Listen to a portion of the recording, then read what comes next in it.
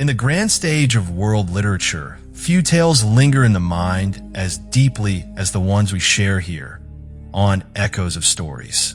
In this moment, the mists of memory draw back to reveal one of the most haunting works ever written, The Door in the Wall by the visionary Herbert George Wells. Born in England in 1866, Herbert George Wells became one of the defining voices of modern storytelling. Known to many as the father of science fiction, he ventured beyond the stars in works like The War of the Worlds and The Time Machine. Yet, within his vast imagination, he also crafted intimate tales of wonder, longing, and a fragile border between reality and dream. First published in 1906, The Door in the Wall is a story of memory and mystery. The version you're about to hear is drawn from the public domain archives of Project Gutenberg. Now, the green door stands before us once more. The journey begins. This is the door in the wall.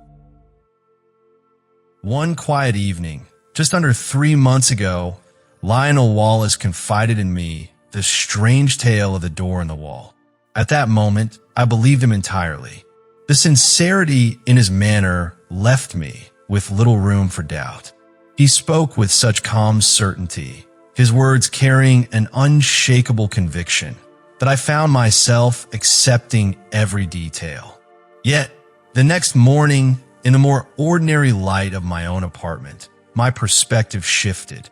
As I lay in bed, the memory of his account returned to me, but now it was stripped of the spell cast by his steady, deliberate voice. Gone was the soft pool of light from the shaded lamp, the intimate, almost dreamlike atmosphere that had wrapped itself around him while we talked. The warm glow of our shared dinner, the delicate arrangement of dishes, the sparkle of glasses, the fine linen, had for that night created a little self-contained world entirely apart from the grind of daily life. In that moment, it had all felt so real, but in daylight, it seemed almost absurd. I caught myself thinking he was weaving an illusion. Then I added, and he wove it remarkably well, far better than I would have expected from him, of all people. Later that same morning, as I sat upright in bed with a cup of tea in hand, I found myself puzzling over why his impossible recollections had carried such a convincing sense of truth. I tried to explain it to myself by imagining that, in some way, they hinted at, or perhaps managed to convey, experiences that could not easily be expressed in any other form. But I no longer lean on that explanation. My doubts have since faded. I believe now, just as I believed while he was speaking, that Lionel Wallace revealed his secret to me with complete honesty, giving the truest account he possibly could. Whether he truly saw what he described, or merely believed he had, whether he had once been granted a rare and priceless gift, or had simply been the prisoner of an extraordinary dream, I cannot say. Even the circumstances of his death, which removed my doubts forever, shed no light on the truth of it. That judgment I must leave to others. I no longer recall exactly what remark or criticism prompted such a reserved man to open up. I suspect he was defending himself against my suggestion that he had been careless and unreliable in connection with an important public cause where he had greatly disappointed me.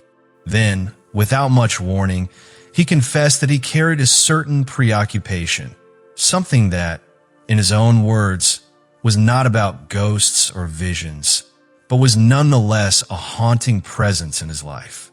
It was, he admitted, something that seemed to dim the brightness of the everyday world, filling him with a longing that never quite left him. He hesitated, held back by that quiet English reserve that often silences people when they would speak of profound or beautiful things. Then he reminded me, almost abruptly, that I had been with him through our years at St. Athelstan's.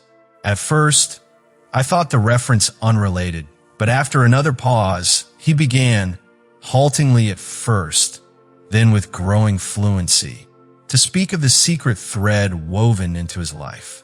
It was, he explained, the lingering memory of a beauty and happiness so intense that nothing in ordinary life could match it, leaving all the ambitions and spectacles of the world feeling dull, uninteresting, and empty. Now that I understand it, I can see the trace of that memory in his face, even in photographs. I own one in which this look of quiet detachment is caught perfectly, perhaps even exaggerated. It reminds me of what a woman, who once loved him deeply, once told me, that at times his interest in the present moment would simply vanish. He would forget the person before him entirely, as if they no longer mattered in the slightest. Still, this distraction did not rule him completely. When Lionel Wallace chose to give his attention to something, he could be remarkably effective, an accomplished and successful man. His career was marked with achievement after achievement.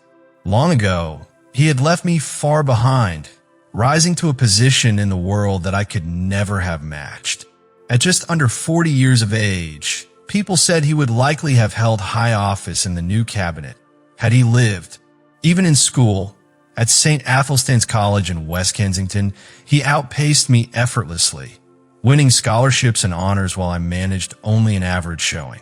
It was there in those school years that I first heard of the door in the wall, a subject I would hear about again only a month before his death. To Lionel Wallace, the door in the wall was no metaphor. It was an actual doorway in a real wall, leading to what he believed were timeless realities. On that point, I am now certain. It entered Wallace's life when he was very young, somewhere between the ages of 5 and 6. I remember how he sat there, speaking with deliberate seriousness, working out the date as if it were a problem to be solved. He recalled, in vivid detail, a crimson Virginia creeper, one uniform blaze of red, glowing in the soft amber sunlight against a white wall. That image, he said, was part of the memory, though he couldn't clearly explain how it fitted in. On the pavement outside the green door, there were freshly fallen horse chestnut leaves, blotched yellow and green, not brown or decayed. To him, that meant October. He told me he still looks for horse chestnut leaves each year, and he was quite sure of his reckoning. He had been about 5 years and 4 months old. He had been, by his own account, a precocious child, speaking unusually early and carrying himself with a seriousness beyond his years. People called him old-fashioned, and he was trusted with a freedom most children don't have until much later. His mother had died at his birth, leaving him in the care of a nursery governess who lacked strictness, and his father, a stern and preoccupied lawyer, devoted little time to him but had high expectations.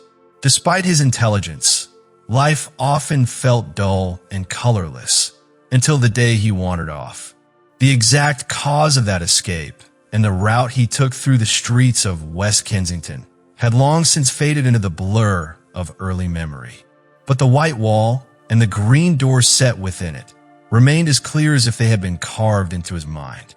At the very first sight of that door, he felt an immediate pull, a strange and irresistible desire to open it and step through. Yet, equally strong, there was the knowledge that to do so might be unwise, perhaps even wrong. From the very beginning, he knew, unless memory had played him the oddest trick, that the door was unlocked and that he could go in at will. And he seemed certain his father would be furious if he did. I could picture that small boy lingering there, drawn toward the door, yet holding back. He walked past it, hands in pockets, making a childish attempt to whistle, wandering on to the end of the wall. There he came to a row of dingy little shops. One in particular, belonging to a plumber and decorator, stood out in his mind. The shop was cluttered with dusty earthenware pipes, coiled sheets of lead, old pattern books of wallpaper, and paint tins with chipped enamel. He pretended to examine them, but in truth, every thought was bent on the green door he had left behind. Then, he said, came a sudden rush of feeling. Fearing his hesitation might return, he turned and ran straight for it, hand outstretched, pushed it open, and slipped inside, letting it close behind him with a slam. And in that instant, He entered the garden that would haunt him for the rest of his life. He found it nearly impossible to make me understand the full wonder of that place. The very air seemed to lift the spirit, filling one with lightness and well-being. Every color appeared pure, flawless, and somehow glowing from within. To step into it was to feel a sudden, perfect gladness, the kind one knows only in rare moments, when youth and joy are at their height. And everywhere he looked, the beauty was complete. Wallace lingered for a moment before continuing, as though weighing the strangeness of what he was about to recall.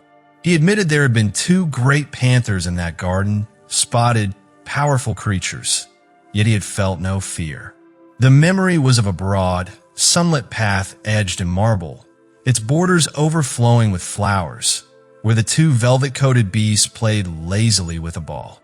One of them had looked up and approached him, curiosity in its gaze. When he reached out a small hand, it pressed its soft, rounded ear against his palm and purred in a way both tender and welcoming. To him, it was without doubt an enchanted garden, and vast, stretching out in every direction, with hills in the distance, as though the familiar streets of West Kensington had simply vanished. The feeling was one of homecoming. The moment the green door had closed behind him, all thought of the street outside, its fallen chestnut leaves, the clatter of cabs, and the weight of home's rules slipped entirely from his mind. Hesitation and fear were gone, replaced by an unshakable joy. It was another world, bathed in a warmer, richer light than anything he had known, the sky above dotted with delicate, sun-touched clouds. The path stretched forward, weedless and vibrant, with flowers growing freely on either side, the 2 great panthers padding gently beside him.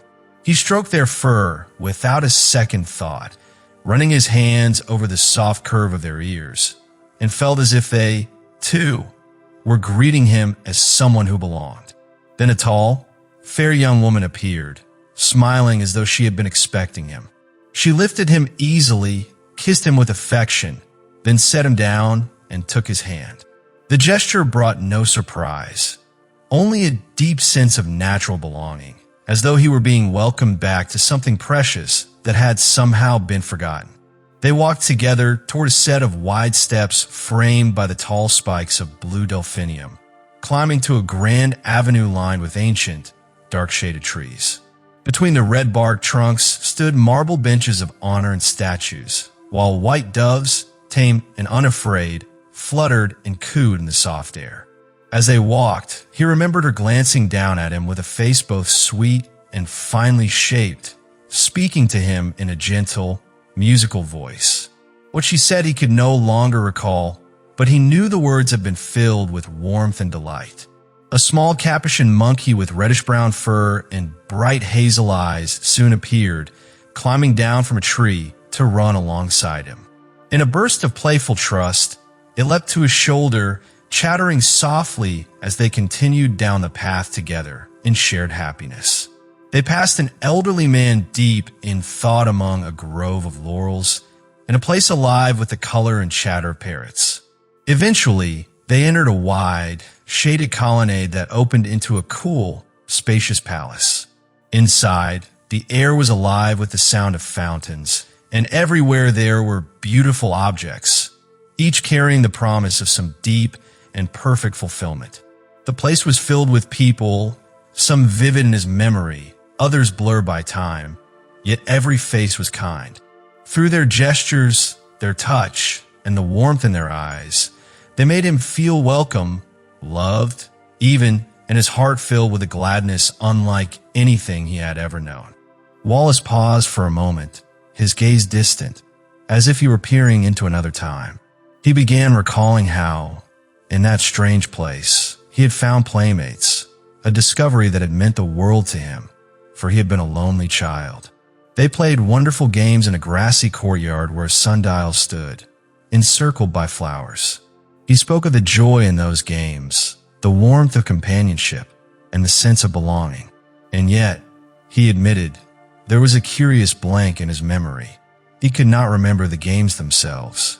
Even as a child, He would spend hours, sometimes in tears, trying to recall that happiness in detail, wishing he could recreate it alone in his nursery. All he truly remembered was the bliss of it, and the two dear companions who had been with him most of the time. Then, he said, a tall, somber woman appeared. She had a pale, gentle face and dreamy eyes, and wore a long, soft robe of muted purple. Carrying a book, she beckoned to him, taking him away to a gallery above a great hall, despite the reluctance of his playmates. They stopped their game, calling after him, "Come back to us. Come back to us soon." But she paid no attention to their pleas. Instead, she seated herself, opened the book upon her lap, and invited him to look. What he saw astonished him. The book did not contain pictures, but living scenes. As he turned the pages, he saw himself and every moment of his life from birth. His mother, whom he had nearly forgotten, his stern father, the servants, the nursery, the streets of the city. Then he came upon the image of himself standing outside a green door in a long white wall, feeling once more that same mixture of longing and fear. Eagerly, he had tried to see what happened next, but the woman's cool hand stopped him. When he struggled gently against her grip, she yielded, turned the page, and bent to kiss his forehead. Yet the scene that followed was not the garden, nor the panthers, nor the girl who had led him by the hand, nor his playmates. Instead, he saw himself in a long, gray street in West Kensington on a cold afternoon before the lamps were lit, alone, miserable, and weeping. It was no dream image now, but stark reality. The magical garden, the mysterious woman, his companions, all were gone. Oh, the wretchedness of that return, he murmured, pausing to stare into the fire. He told me how the shame of crying in public, the humiliation of his homecoming, and the sting of his father's disapproval stayed with him for years. A kindly old gentleman in gold spectacles had stopped, prodding him with an umbrella, asking if he was lost, and then summoned a policeman to take him home. Sobbing and conspicuous, he had gone from the enchanted garden straight to his father's doorstep. Later came relentless questioning from every adult in his life. His father, aunt, nurse, governess, all of them accusing him of lying. His father even thrashed him for persisting in the story. His fairy tale books were taken away for being too imaginative, and he was forbidden to speak of it again. So he whispered it only to his pillow, damp with tears, adding to his nightly prayers one desperate plea. "Please God, let me dream of the garden again. Take me back to my garden." He confessed that he had often dreamt of it, perhaps altering it over the years, though he could not be sure. There was a deep gap in his memory between that day and the rest of his boyhood. Strangely, he had never tried to find the garden in those early years. Perhaps, he thought, because his parents had kept a closer watch on him afterward. It was not until much later, after I had already known him for some time, that he attempted to seek it again. And, incredibly, there had been a period, around the age of 8 or 9, when he had forgotten the garden entirely. Turning to me, he asked if I remembered him from those early school days. When I assured him I did, he added softly, "I didn't show then, did I, that I carried a secret dream?" He suddenly looked up at me with a bright, almost unexpected smile, as if recalling a private memory. He explained how, as a boy, he used to play a game called Northwest Passage, a kind of adventure any imaginative child might invent for themselves. The ordinary route to school was well known, but the thrill of the game lay in discovering an unusual, roundabout path that led to the same destination. He would start 10 minutes early, set off in an almost hopeless direction, and then try to weave his way through unfamiliar streets until he reached the schoolyard. On one particular day, he found himself caught among the poorer, somewhat grimy lanes on the far side of Campden Hill. The route felt like a trap, and he began to fear that this time he might lose the game and arrive late. In a last effort, he chose a narrow street that appeared to be a dead end, only to discover a hidden passage at the far end. That narrow way revived his hope, and he hurried forward. Passing by a row of shabby little shops that stirred some strange, inexplicable sense of familiarity, he suddenly found himself before the long, white wall and the green door, the very entrance to that enchanted garden from his earliest memory. The realization struck him sharply. That magical place had not been a dream after all. Pausing in his recollection, he went on to describe how this second encounter with the green door felt very different from the first. The difference, he believed, lay in the contrast between the unhurried, wandering life of a young child and the urgent routine of a schoolboy. That morning, the only thing occupying his mind was the determination to reach school on time and preserve his perfect record for punctuality. Perhaps there was a faint tug of curiosity, a momentary urge to try the door, but it was quickly overpowered by his resolve. Though the discovery filled his thoughts, it did not slow his steps. He ran past, checked his watch, saw he still had 10 minutes to spare, and soon found himself descending into the familiar streets near the school. Breathless and damp with perspiration, he arrived just in time, hung up his coat and hat, and left the mysterious green door behind without another glance. An odd choice, as he later admitted. He regarded me with a thoughtful expression, as though weighing a memory in his mind. Back then, he explained, he hadn't realized that the green door might not always be there. Schoolboys, after all, tend to have limited imaginations. To him, it had simply seemed a wonderful thing, something delightful to know was waiting for him, a place he could return to whenever he wished.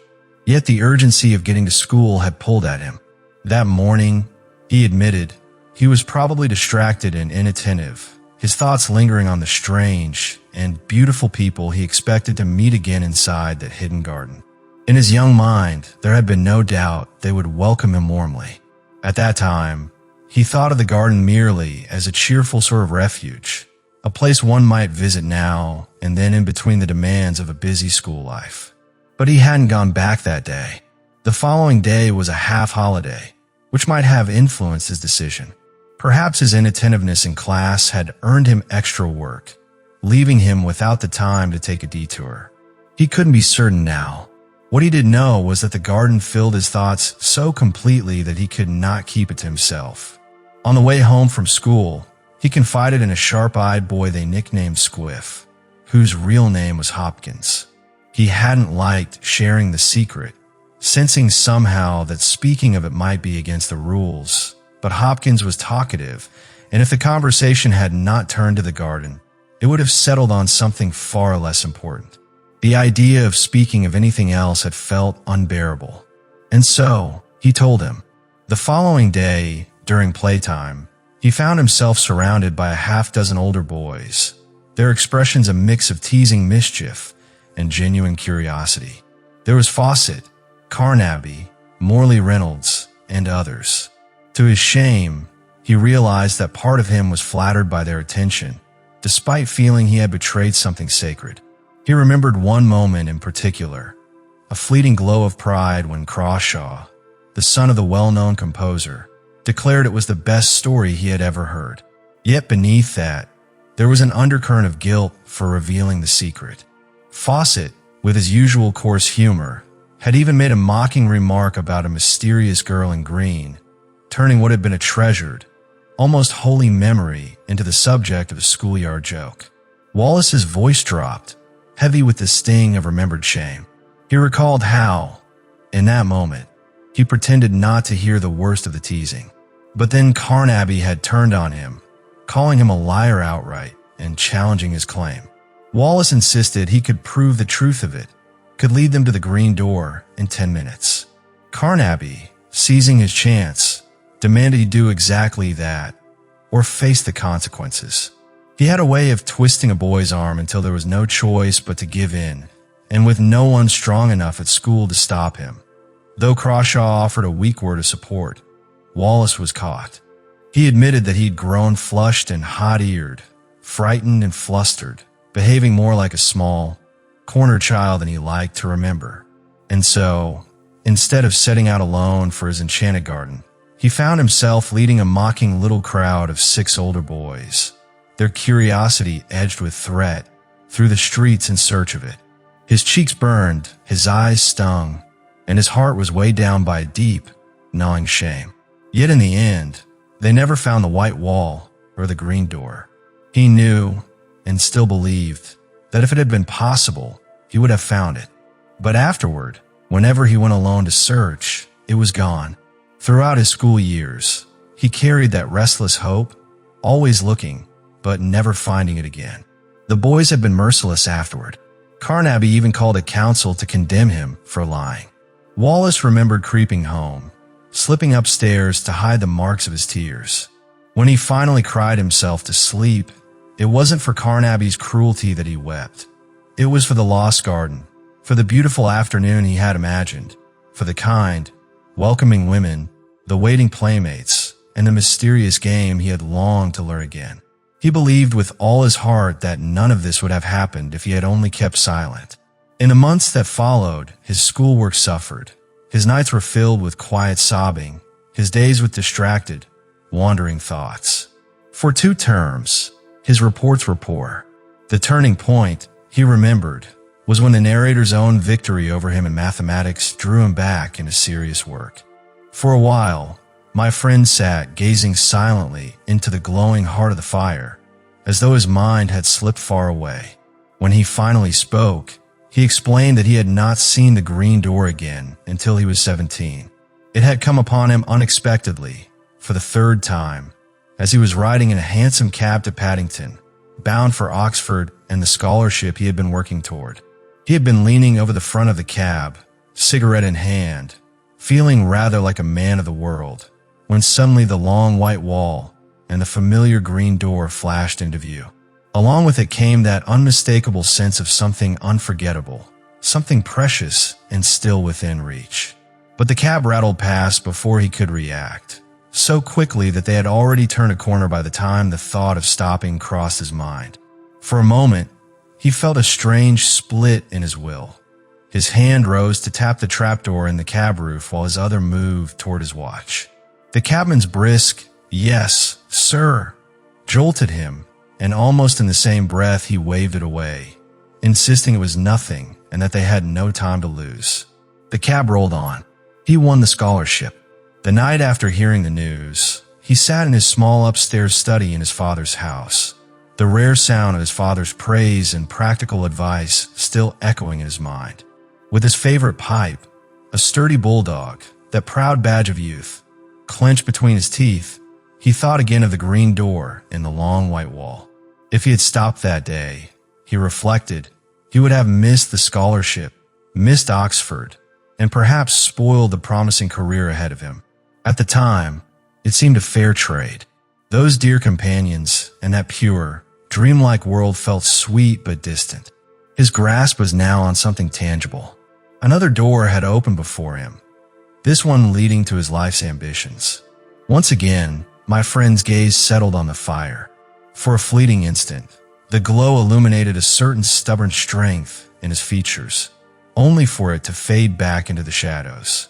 He reflected on the life he had chosen, the career he had pursued with diligence, the years of hard work and achievement. Yet, despite all that, he had dreamed of the enchanted garden countless times, glimpsing its green door on 4 occasions since his youth. There had been a time when the world itself felt so bright, so full of opportunity, that the garden's half-forgotten charm seemed faint and far away. In those days, the tangible rewards of life, dinners in good company, conversation with men and women of distinction, felt more urgent than the memory of any hidden door or mythical panther. After leaving Oxford for London, he came into the city as a man of strong promise, a promise he felt he had at least partly fulfilled, though not without disappointments. Twice in his life, he had been in love. On one of those occasions, heading toward an important meeting with someone who doubted his resolve, he had taken a chance on a little-used shortcut near Earl's Court. By accident, he came upon a white wall and a green door that struck him with an odd familiarity. He thought it strange, for he had always associated the place with Campden Hill, and yet here it was, this elusive sight he had never been able to find again. But on that afternoon, his mind was fixed entirely on his destination. There was a brief moment, he admitted, when the thought crossed his mind to step those few paces toward the door. He had little doubt it would open for him. Yet the possibility of delay, of arriving late to an appointment he considered a matter of honor, held him back. Later, he regretted that decision, wishing he had at least looked inside, perhaps waved to those familiar, watchful panthers. By then, however, he had learned the futility of trying to recover a moment by searching for it afterward. That mischance stayed with him as one of genuine sorrow. Years of labor followed without another sighting of the door. Only recently had it returned to him, along with an unwelcome feeling, as though a faint film of dullness had settled over his life. He began to think it might be a bitter truth that he would never see the door again. Perhaps it was overwork, perhaps what people sometimes called the feeling of 40.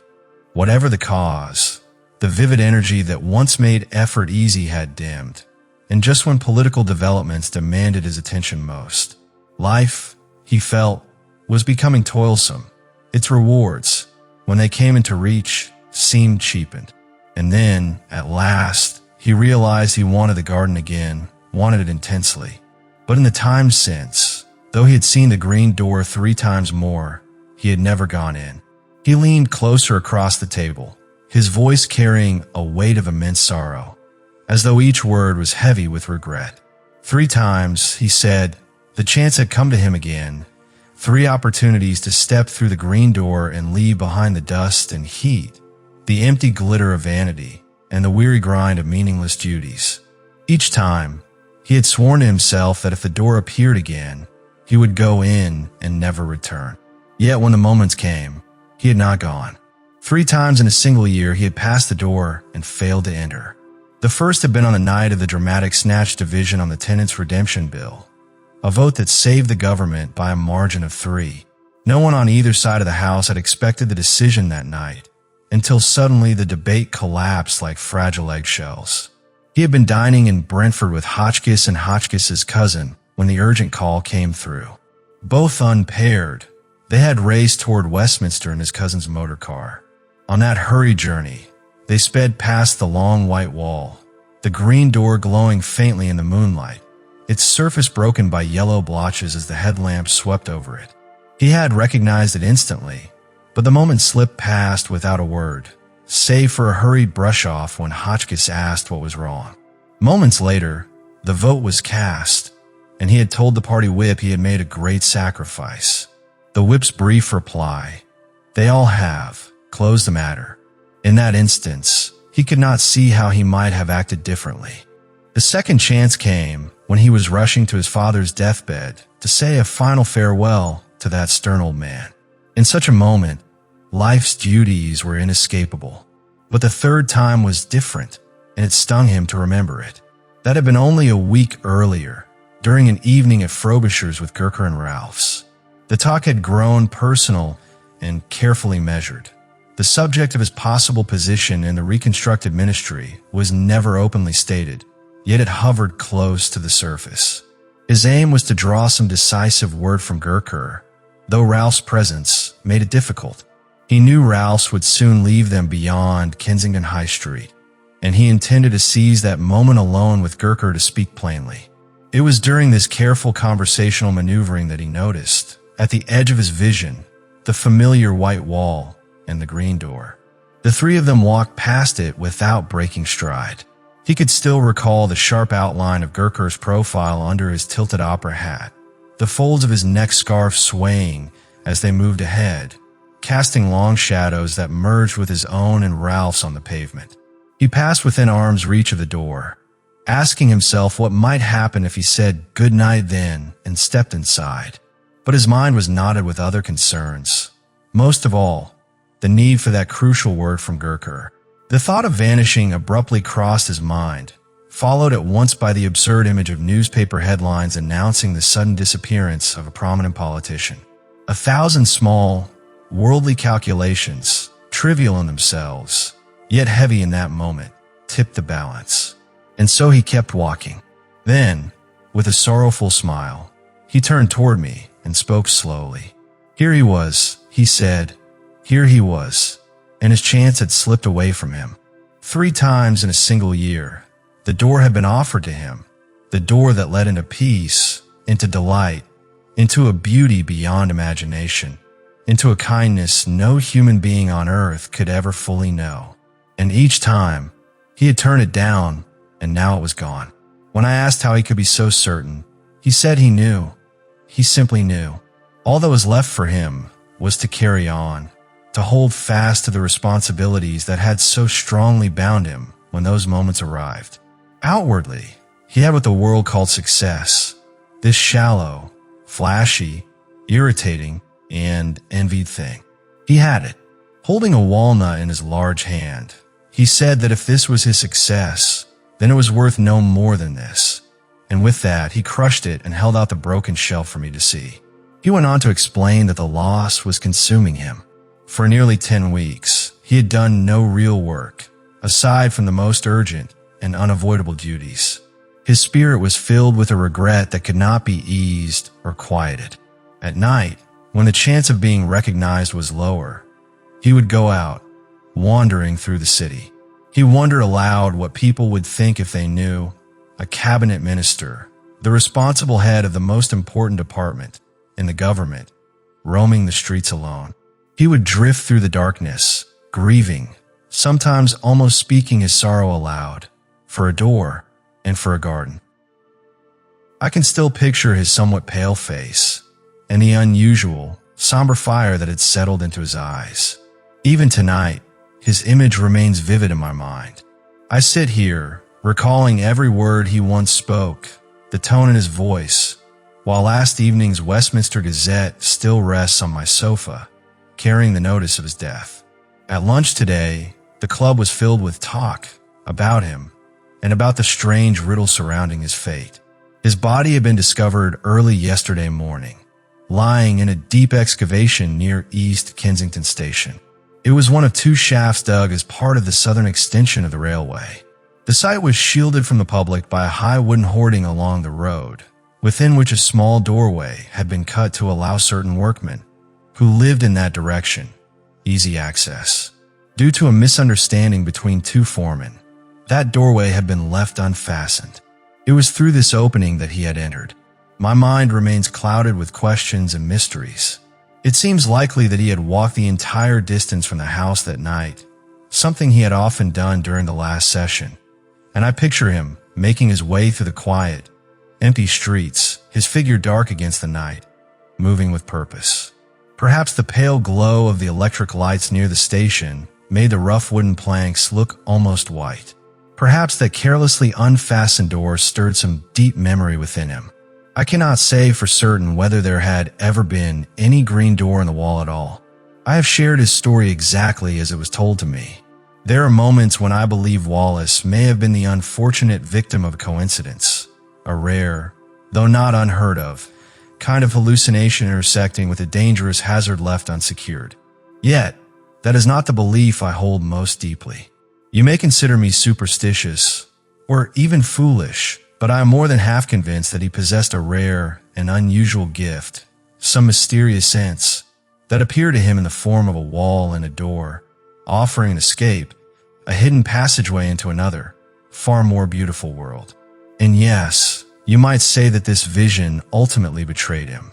But did it truly betray him? That is the heart of the mystery surrounding dreamers, those with vision and imagination. We see our own world, plain and familiar, the hoarding, the excavation pit. By the measure of daylight reality, he stepped away from safety and into darkness, danger, and death. But perhaps that was not all what he saw.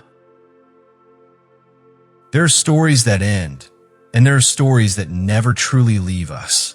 Wallace's life, his visions, his strange green door, was not just about a mysterious passage to another world.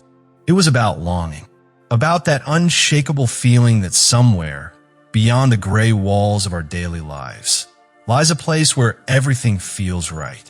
We don't know if the green door was real or just a fragile dream born from a restless heart. We only know that it called to him again and again until it claimed him. Was it a cruel trick of fate or a final gift leading him home? Perhaps we will never know. But that is the true power of such stories. They awaken something within us. A quiet voice that whispers, "What if?" Maybe one day, in an ordinary street you've walked 100 times, you will see something, an unusual wall, a door that doesn't belong. And in that moment, will you walk past or will you step through? If this journey into Wallace's mystery has touched you, I invite you to keep this flame alive. Leave your thoughts below. What do you believe happened that night? Subscribe to Echoes of Stories so that together we can explore more worlds, more mysteries, and more questions that have no simple answers. Because beyond every story we tell, there is always another door waiting to be found.